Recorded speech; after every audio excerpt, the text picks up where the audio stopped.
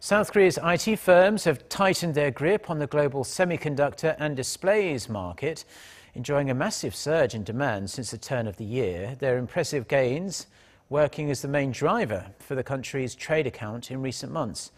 Soo-young reports. Korea's IT exports are once again the main driving force of the country's economy this year.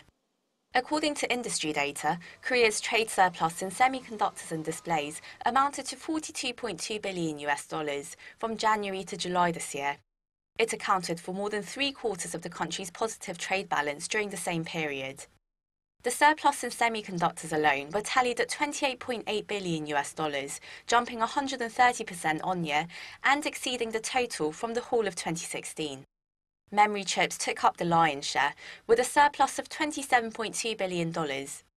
This comes as the supercycle of memory chips, characterized by high demand and soaring unit prices, resulted in record profits for Samsung Electronics and SK Hynix.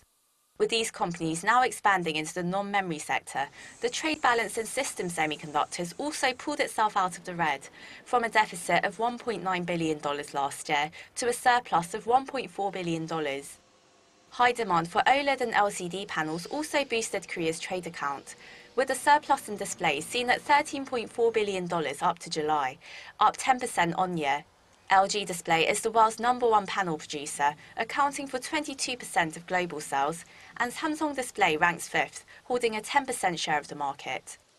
While global demand for tech components are set to remain steady for the time being, experts say Korean companies may not see as big of a margin in the coming months. It appears that the memory chip supercycle is almost at its peak, so unit prices may begin to stabilize.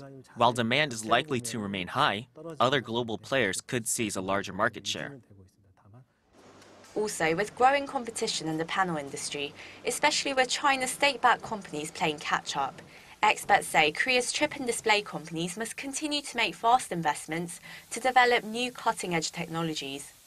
Soo-young, Arirang News.